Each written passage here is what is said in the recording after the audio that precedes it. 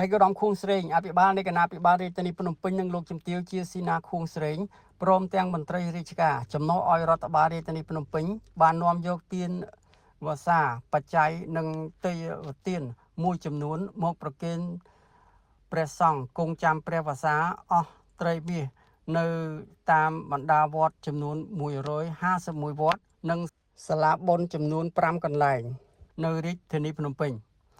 ពិធីនេះបានធ្វើឡើងនាព្រឹកថ្ងៃទី27ខែកក្កដាឆ្នាំ2026នេះនៅបរិវេណវត្តច័ន្ទបុរីវង្សរបស់សម្ដេចព្រះពោធិវាំងណយជ្រឹកព្រះសង្ឃនាយករងទី1នៃព្រះរាជាណាចក្រកម្ពុជាស្ថិតក្នុងសង្កាត់សំរោងខណ្ឌព្រែកភ្នៅរាជធានីភ្នំពេញសម្រាប់151វត្តនិងសាលាបុណ្យ5កន្លែងក្នុងរាជធានីភ្នំពេញឯកឧត្តមខួងស្រេងអភិបាលរាជធានីភ្នំពេញនិងលោកជំទាវជាស៊ីណាខួងស្រេងបានប្រគេនទានព្រះវស្សាបច្ច័យនិងទេយទានក្នុងមួយវត្ត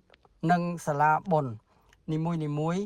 មានបច្ច័យ30,000រៀលទានព្រះវស្សា1គូអង្ករ100គីឡូក្រាមសាដក់1ស្ករស1បាវស្មើ25គីឡូក្រាមទឹកដោះគោខាប់1កេសស្មើ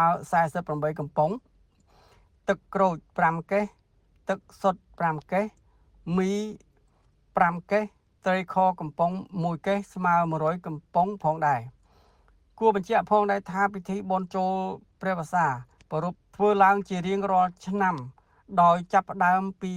ថ្ងៃ1រោចខែអាសាឍដល់ថ្ងៃ15កើតខែអាសត់ជាទំនៀមទម្លាប់ពិធីបុណ្យនេះត្រូវបានចាប់ផ្ដើមនៅល្ងាចថ្ងៃ15កើតខែអាសាឍដោយមានការចូលរួមពីសំណាក់បងប្អូននិងចាស់ទុំចំណុះជើងវត្តនាំគ្នាហែទានព្រះវស្សាសម្ពុតសាដក់និងសម្ភារៈប្រើប្រាស់ផ្សេងៗហែជុំវិញព្រះវិហារនិងបន្ទាប់មកសម្ដែងធម្មទេសនានិងវេទានវស្សានិងសម្ភារៈប្រគេនដល់ព្រះសង្ឃក្នុងឱកាសនោះសម្ដេចព្រះពោធិវាំងណយជ្រឹកព្រះសង្ឃនាយករងទី1នៃព្រះរាជាណាចក្រកម្ពុជាបានជូនពរសព្ទសាធុការដល់ឯកឧត្តមខួងស្រេងអភិបាលនៃគណៈអភិបាលរាជធានីភ្នំពេញនិងលោកជំទាវជាស៊ីណាខួងស្រេង